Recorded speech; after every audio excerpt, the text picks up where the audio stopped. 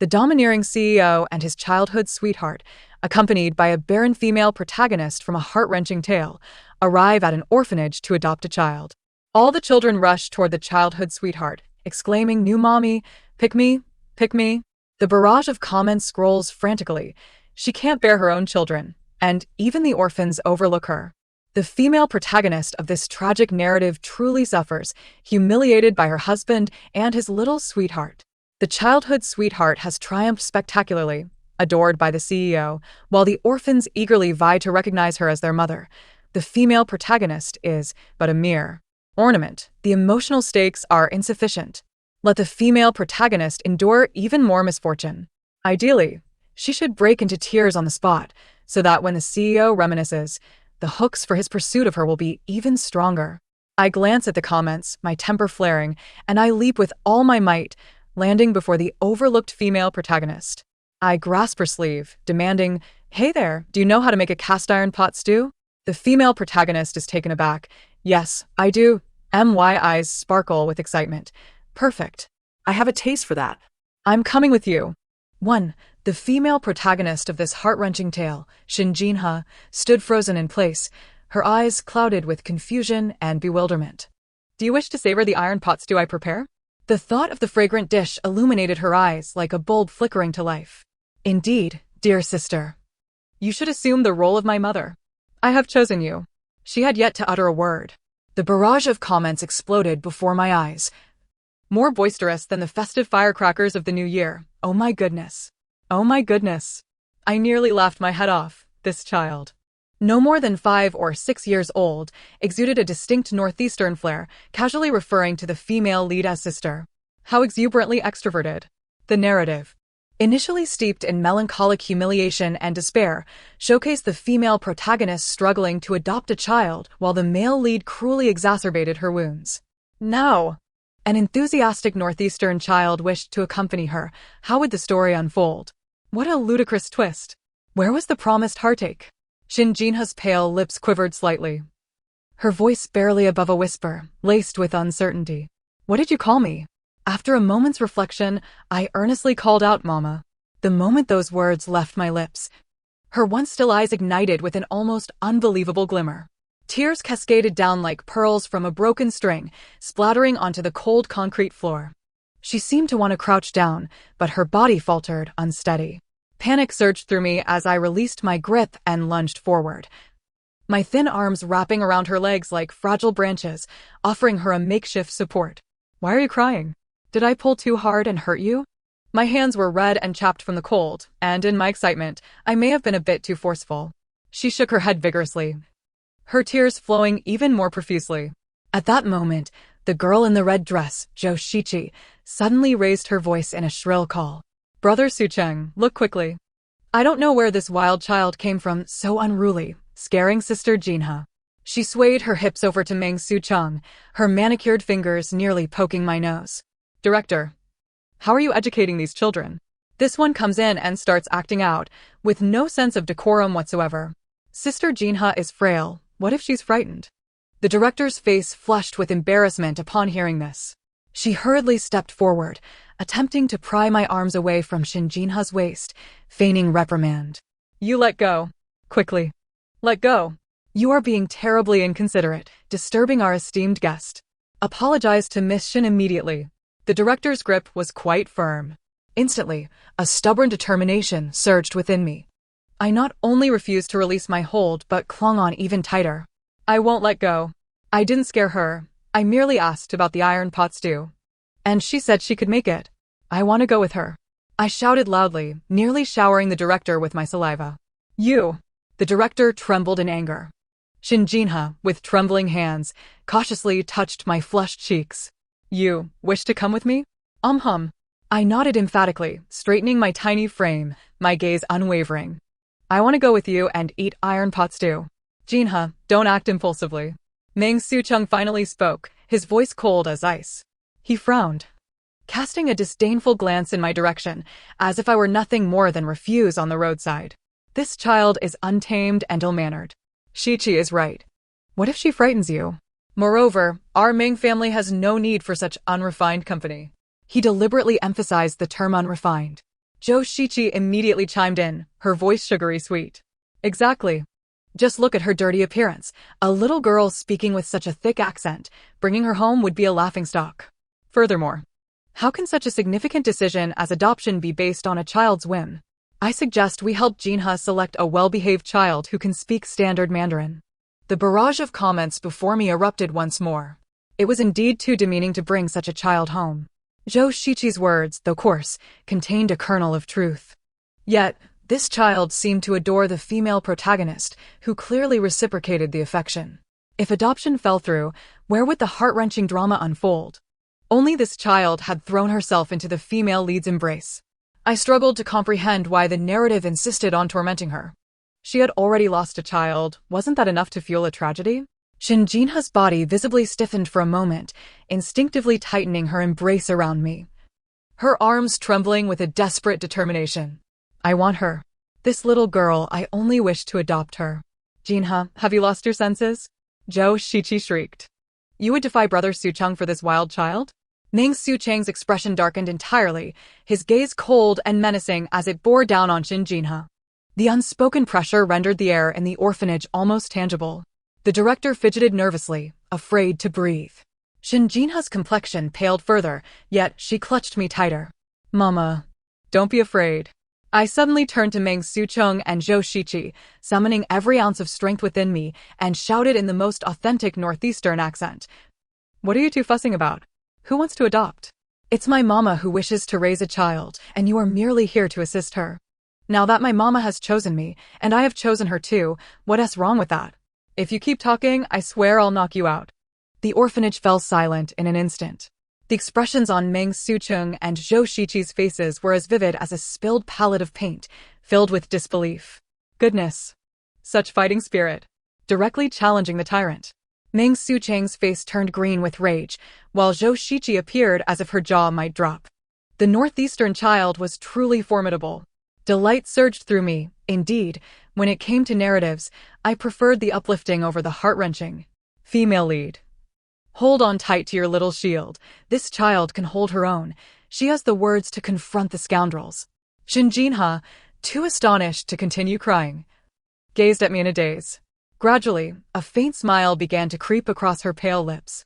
Ultimately, despite the immense pressure from Meng Sucheng's stormy countenance and Zhou Shiqi's venomous glare, Jinha persevered and completed the adoption paperwork, becoming my mother. 2. The Meng family villa was astonishingly vast. The servants regarded me with a mix of cautious scrutiny and barely concealed disdain. My new room was tucked away in the most remote corner of the villa, small and unwelcoming. It housed only a modest bed and a dilapidated cabinet, lacking even a window. The new clothes sent to me were all chosen by Zhou Shiqi. They were either several sizes too large, resembling burlap sacks, or garishly colorful, with a few obviously worn and unwashed dresses among them. After all, I was an orphan. Having something to wear was already a blessing. Zhou Shiqi, feigning a laugh while covering her mouth, deliberately remarked in front of Jinha, Sister Jinha, wouldn't you agree? We can't truly let her dress like a little princess. That would be quite absurd. Jinha's expression darkened, and she seemed ready to protest, yet Meng Sucheng silenced her with a mere cold glance. Shiqi is correct. Understand your place and do not covet what does not belong to you. Providing her with these is more than sufficient. During dinner, at the long dining table, Meng Sucheng occupied the head seat, with Zhou Shiqi nestled beside him, assuming the role of the lady of the house. Mother and I sat at the furthest end from them. The dishes on the table were exquisitely arranged, akin to a work of art, yet the portions were miserably scant, devoid of even a warm hearty dish. Eat up, little one, Zhou Shiqi chimed cheerfully, placing a morsel of caviar-covered delicacy on a small plate before me. This is a fine treat. Try it with your salad, and do not disappoint your mother, who cannot lay eggs. She put her heart into bringing you home. The sarcasm dripped from her tone. I looked at the dish, completely lacking the appetite to indulge. Mother, noticing my reluctance, cut her largely untouched steak into small pieces and pushed it toward me. Sweetheart, eat your steak. Meng Sucheng cast a glance in our direction.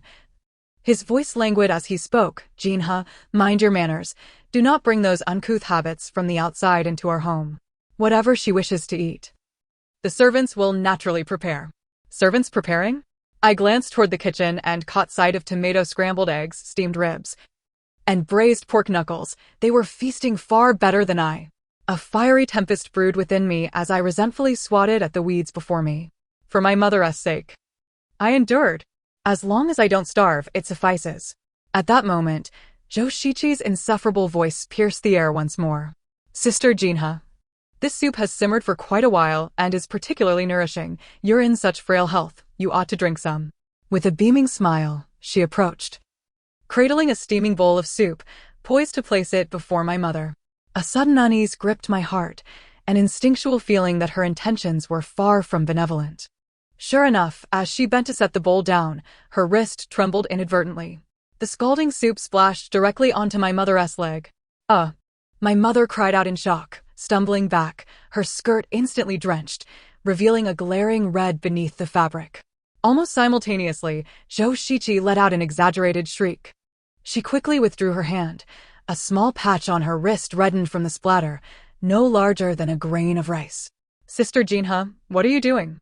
I was kindly serving you soup. Why did you push me? I just wanted you to taste it. Oh, it hurts so much. Shichi. Meng Shuqing leaped to his feet, rushing over. Shinjinha. Shichi meant well, and you dare to vent your anger on her. You can't give birth yourself.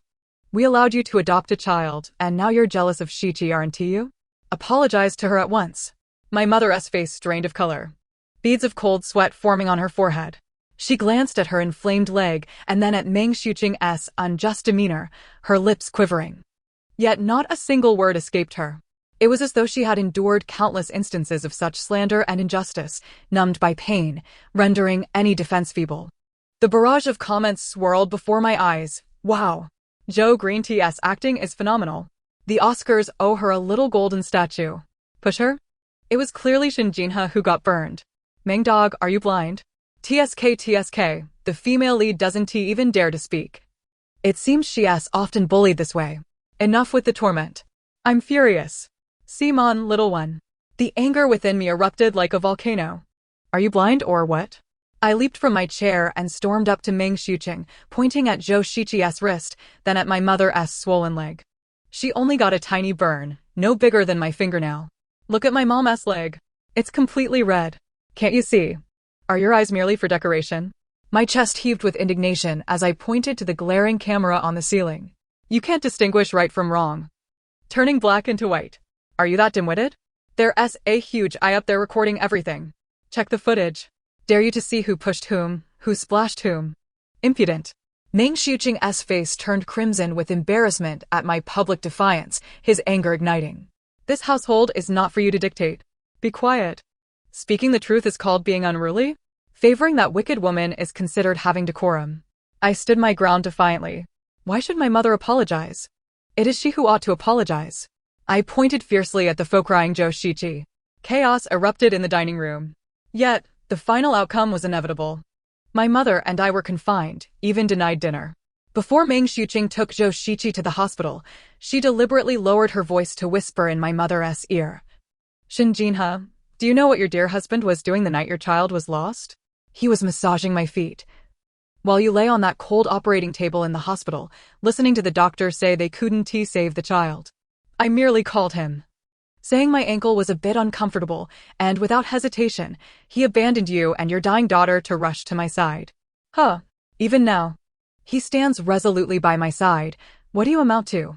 After she left, my mother's face turned ashen, her spirit engulfed in a chilling despair.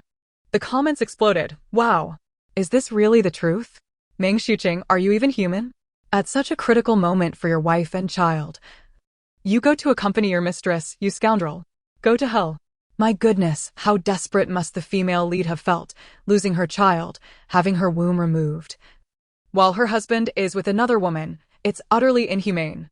I tightly embraced my mother's cold, stiff body, sensing her overwhelming despair, my heart racing with urgency. Mom, don't listen to that wicked woman's nonsense. She's a villain. Everything she says is rubbish. Let us ignore her. We'll treat her like a toad on our feet, harmless and annoying. Mom, you still have me. I'm your little warm blanket, so cozy. We don't need that bad man. He's blind and heartless. He's wicked. Let us keep our distance. I awkwardly patted my mother's back, like soothing a small child. Mom, why must we endure this humiliation in this wretched place? Why don't we leave? The world is vast. Where can't we live? We can find a place where you cook Big Goose, and I'll help you stoke the fire. It'll be splendid. My mother fell silent, as if contemplating this question for the first time. Can I really leave? Why can't you? My mother offered a bitter smile. But I'm in a family alliance. Our marriage isn't so simple. My parents hope I can be of some use. I grew frantic. Mom, why must you live for others? I have no family. But I know that as family, they wish for your happiness, not your sacrifice. You must live for yourself. After what felt like an eternity, she finally asked in a serious tone, if I leave here, there will be no big house, no pretty clothes. Would you still want a mother like that? Mom, you're being foolish. What do I need those things for? My eyes sparkled. Just tell me, if you have money, will you make me iron pot stews? Big Goose with sauerkraut, ribs with green beans, pork with vermicelli. My mother instinctively nodded. I would. Then it's settled. As long as there's food, I'm more than happy to follow you. I hugged her tightly, nuzzling her icy neck. Mom, don't stay here to be bullied. It breaks my heart. They're so wicked, always picking on you. Shinjinha suddenly broke into tears and fiercely pulled me into her embrace. All right, I'll take you away. Her tears streamed down, hot against my neck. That night, my mother was reborn, and I acquired a new name, Shinshuren. At breakfast the next day, the atmosphere at the table was oppressive. Meng Xuqing demanded my mother apologize to Chi Mei. Shinjinha lifted her head, her gaze calm, fixing it on Meng Xuqing at the head of the table. Meng Xuqing, let us get a divorce. The air instantly thickened. Meng Xuqing shot up in shock. What did you say? I said, let us get a divorce. Shinjinha's voice was soft yet remarkably clear. Meng Xuqing chuckled derisively. Shinjinha, has that child twisted your mind? You're now a woman who can't even bear children, without a job or income. How will you survive after leaving me and the Meng family? Will you take that illegitimate child of yours to fend for yourselves? He paused, his tone seemingly softening a bit. I know I owe you for the child's matter. But what is done is done. What more do you want from me? Do you bear no responsibility for your daughter's death? Shinjinha, be realistic. I'm the only one willing to provide for you and the child you adopted. To give you both a meal. After all, I still love you. I straightened my small frame, pointing an accusatory finger at Meng Xuqing. Stop babbling nonsense. What do you love about my mom? Does love mean she cries daily? Love means feeding her weeds, listening to others insult her for not laying eggs, watching her get splashed with scalding soup, and demanding she apologize? Is that love? What you refer to is simply absurd. You toil for your earnings, and at least your employer pays you a salary. Yet you, with your heirs, provide nothing. Do you truly believe you are the only one willing to support? I scoff. My mother would thrive even without you. Meng Xuqing's face turned ashen with fury. Very well, Shinjinha. You wish for a divorce? So be it. I shall grant you that. But think carefully. Upon divorce, the adoption of that wild child will be rendered null and void. As a woman without a job, income, or home, what right do you have to adopt a child? The Civil Affairs Bureau will not stamp your application. Let me see how you intend to care for her. He signed the divorce papers with a flourish, slamming them down before Shinjinha. The meager courage she had painstakingly built crumbled instantly in the face of the threat to nullify the adoption. She hesitated to sign. My gaze was resolute as I grasped her hand. Mother, do not fear. I shall always stand by your side. First, you must save yourself. And only then can you rescue me and all those you wish to save. She looked at me and nodded firmly, signing her name. The divorce process unfolded more smoothly than anticipated. My mother and I rented a modest room, and our first meal was a hearty stew. However, our brief joy was shattered when she received a call from the orphanage. I'm sorry, Miss Shin. We have just received notification and confirmed your current situation. Regrettably, you no longer meet the requirements for adoption. Please return area at your earliest convenience. Shinjinha froze, the phone pressed to her ear. She pleaded, Director, please, I beg you, allow me some leniency. I will find a job. I will rent a place. I'm sorry, Miss Shin, but rules are rules, the director replied, her voice unwavering. We must be responsible for the children. This afternoon, we will send someone to collect her. The call ended. And she gazed at the pristine divorce certificate in her hand, then at me, despair and helplessness engulfing her. She covered her face and broke down in tears. I reached out, prying her hands away from her face. She lifted her tear-streaked visage, filled with despair and guilt. "I'm so sorry, baby. Your mother is worthless." I wiped away her tears and clasped her icy fingers tightly. My face bore no fear, only a wide, radiant smile as I exclaimed in a loud, cheerful voice, "Why are you crying, Mom? It's not a big deal. If the adoption fell through, so be it. This stew will be terrible if it cools." I finished that last meal with a smile. The next day, I returned to that cold, familiar yard. The other children looked at me with disdain. "Oh, isn't that area? Back again? I told you, how could a rich family truly care for her? A wild child is a wild child." "Yeah. What else with the city act? So uncouth." A few of the usual troublemakers surrounded me, shoving and jostling, deliberately dirtying the clean clothes my mother had bought for me. Clenching my fists until my nails nearly pierced my skin, I looked up and shouted back, "I'm not Arya. I'm Shinshirin. Shinshirin. I have a mother. Her name is Shinjinha." "Shinjinha? Isn't that the one who abandoned you?" A chubby boy shoved me hard, and I stumbled to the ground, scraping my palm and feeling a sharp sting. Gritting my teeth, I rose, mud on my face, but my eyes sparkled fiercely. Like a little wolf cub roused to anger. "My mother didn't abandon me.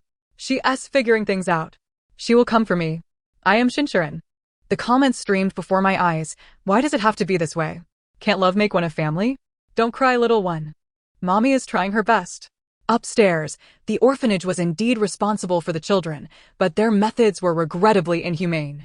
Those little brats were insufferable. My heart ached for Anan. "I am Shinshirin."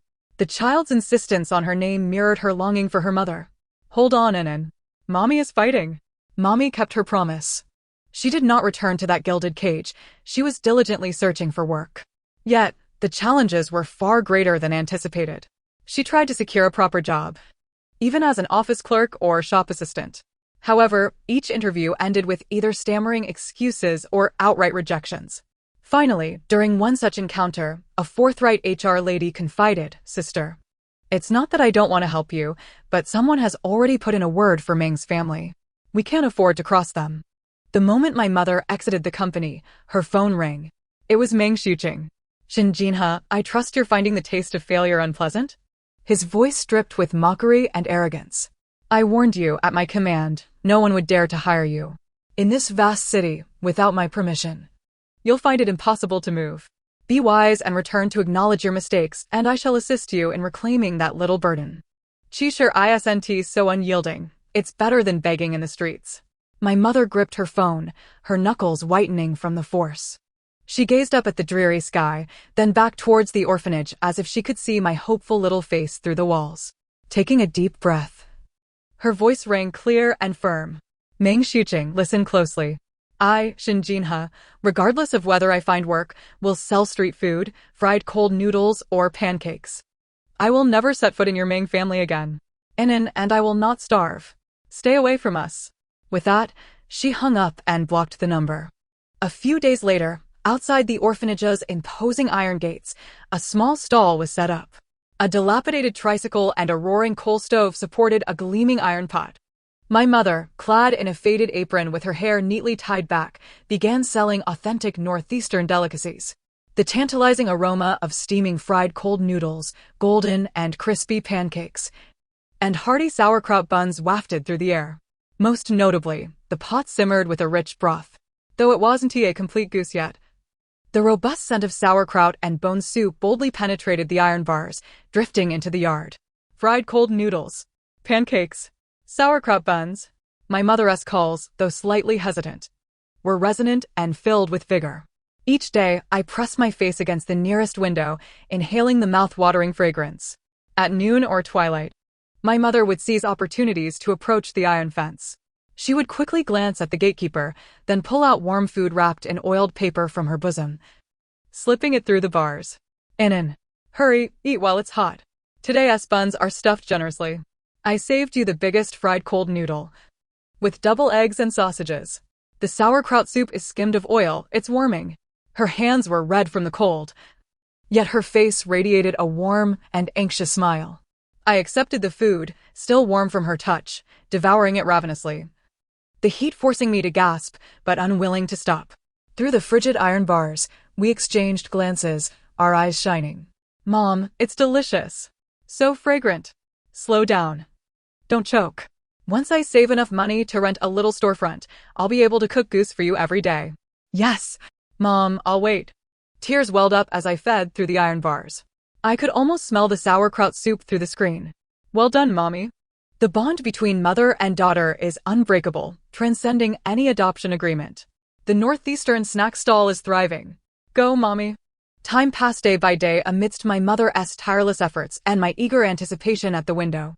Due to her authentic ingredients and sincere demeanor, my mother's humble stall gradually began to flourish. Just then, news arrived from the Meng family. Zhou Shiqi was pregnant.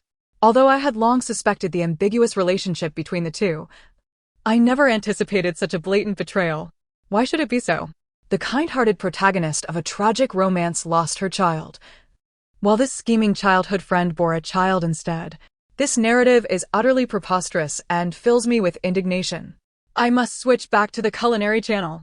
Upon hearing this news, Meng Xiuqing was naturally overjoyed, shaking off the previous gloom and throwing a grand banquet in celebration, eager to announce to the world that he was finally to become a father. He lavished Zhou Shiqi with jewelry and opulent residences, showering her with affection as if he sought to compensate for the loss of the child that had never seen the light of day. He even envisioned the despair of Xin Jinhe, that ungrateful woman, upon witnessing the arrival of his true heir. As the celebratory dinner concluded, Meng Xiuqing, slightly inebriated, wrapped his arm around the blushing Zhou Shiqi and prepared to head home. Just then, his phone rang, a call from a renowned male fertility specialist at the private hospital he frequently visited. Mr. Meng, I apologize for disturbing you at this late hour. The results of your comprehensive examination from last week have arrived, and the outlook is not optimistic. The doctor's voice carried a weight of professional gravity. Your sperm motility has dropped below the normal threshold, and the rate of abnormal morphology is exceedingly high.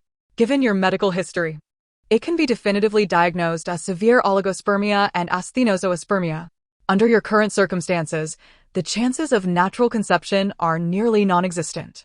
Meng Xiuqing's smile froze instantly, the effects of alcohol vanishing in an instant. What? Nearly non-existent? Impossible. Shiqi is pregnant. He nearly shouted, his voice quaking with disbelief. The doctor on the other end hesitated momentarily, adopting a more cautious tone. Mr. Meng, I understand your feelings. However, the medical test results are objective.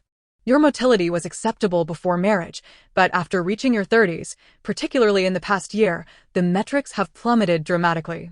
We suspect this may be related to your prolonged stress, irregular lifestyle, and certain detrimental habits. As for your wife's pregnancy, we cannot assess her condition. The call ended, and Meng Xiuqing's phone clattered to the ground. He turned stiffly to glance at Zhou Shiqi, who had paled instantly and was now avoiding his gaze. Shiqi. Meng Xiuqing's voice was hoarse and dreadful. Whose child is in your womb? Zhou Shiqi's lips trembled, unable to utter a single word, retreating in terror. In that moment, Meng Xiuqing comprehended everything. A tidal wave of deception, humiliation, and rage engulfed him. He was suddenly reminded of that cold, rainy night when Xin Jinhe lay on the operating table, listening to the doctor deliver the devastating news of their daughter's death and the hysterectomy. Yet he had unhesitatingly abandoned them for Zhou Shiqi's feigned distress. His only child, the child he shared with Xin Jinhe, lost forever due to his indifference and betrayal. The barrage of comments exploded across the screen. Karma. So satisfying. Meng is dumbfounded, unwittingly becoming a father. He deserves it. His only child perished at his own hands. Now he knows the pain? It's too late. He ought to kneel in remorse for the daughter who never had the chance to be born. Meng Xiuqing shattered completely. He gathered evidence and expelled Zhou Shiqi from his life. The immense void and regret left him floundering like a headless fly. He finally recognized what he had once possessed and what he had so carelessly destroyed. In a frenzy, he sought out Xin Jinhe. Before the food stall, he appeared haggard, unkempt, devoid of his former domineering aura. He gazed at the busy Xin Jinhe, his eyes filled with anguish and a humble plea. Jinhe, I was wrong. I truly understand now. I was blinded. I am a scoundrel. I am less than human. His words tumbled out chaotically, and he even contemplated kneeling. Regarding the child. I wronged you. I am sorry for our daughter. Joe Shichi's child is not mine. It belongs to a male model from a nightclub. I have received my comeuppance. Jinha. Forgive me, shall we start anew? Whatever you desire, I shall provide. Company shares? Properties? Just name it. Jinha paused her tasks, regarding the frenzied man before her with a calm, indifferent gaze. There was no hatred, no love, only a stark indifference that bore witness to her clarity. She interrupted him, her voice crisp and cold. Meng Xuqing, what I desire is for you to vanish entirely from my world. Forever, do not reappear. Meng Xuqing stood there, struck as if by lightning, frozen in place. He watched Jinha turn and resume her work, her resolute form making him finally realize he had utterly lost her. Meanwhile, my mother's business thrived. Through her hard work and culinary skills, she saved enough money to rent a small storefront not far from the orphanage. A sign with red lettering on a yellow background was hung, "He an iron pot stew." The modest establishment featured a few tables and a massive iron pot perpetually bubbling away, simmering duck, ribs, chicken, and fish, the rich aroma wafting through the street. Drawing in customers. My mother's smile grew ever brighter and her spirit revived. No longer the pale and melancholy Miss Shin of the Ming family. She transformed into the vibrant and lively businesswoman Shin. With a steady income and a place to call home, my mother mustered the courage to submit an adoption application to the orphanage once more. Inside the office, the responsible director scrutinized the materials, his brow furrowed in concern. Ms. Shin, we understand your situation and sympathize. However, you are a single woman without a stable partner. Although you have income now, the sustainability of this livelihood raises concerns. Adopting a child is a significant responsibility. My mother's heart raced, her hands nervously wringing together. Just then, the former director passed by and entered. He glanced at the materials and then looked out the office window. I was peering eagerly from the windowsill, my small face pressed against the glass. The director paused, walked to the window and gently asked, "Arya, do you wish to go with her?" He pointed to my mother inside. I immediately straightened, my face blooming with a smile brighter than the sun, and exclaimed, "Director, I want to. I want to so much. Also, Director, my name is not Arya." I puffed out my little chest proudly. "My name is Shinshirin. My mother chose it for me." The director observed the pure light in my eyes and the unmasked affection reflected in them. He then glanced back at Jinha, whose expression was a mix of anxiety and hope. He sighed, smiled, and turned to the director, stating, "The child's desire and name are the best proof. Please proceed with the paperwork." At that moment, the comments erupted. Adoption successful. Let the celebrations begin. I am Shinshirin. Oh, what a perfect resolution. May the director enjoy a lifetime of peace. He and iron pot stew. Mother and daughter are safe. Wonderful. On the day the adoption agreement was officially enacted and stamped, my mother held my hand tightly as we exited the orphanage's grand doors. The warm sunlight enveloped us. "Mom, let us go home." I bounced joyfully. "Yes, home." My mother smiled, her eyes slightly red, nodding emphatically. "What shall we stew today? Pickled cabbage with pork? Chicken and mushrooms? Or duck? Whatever you wish, Mom will prepare it." "Then let's have duck. I've been craving it for ages." "All right, at our home and in decides." From that moment on, the fragrant aroma of he and iron pot stew would forever carry the joyous banter of mother and daughter through the air.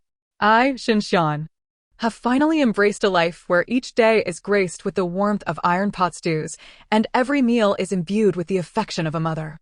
The barrage of comments resembles a sky filled with fireworks, continuously cascading across the screen. May happiness blossom. Let it endure forever. Long live the iron pot stew. Long live maternal love. The Northeast cub and her iron pot stew mother, forever bound. I have swallowed the key. The end. Let the flowers rain down. May he be safe and sound year after year. This concludes the narrative.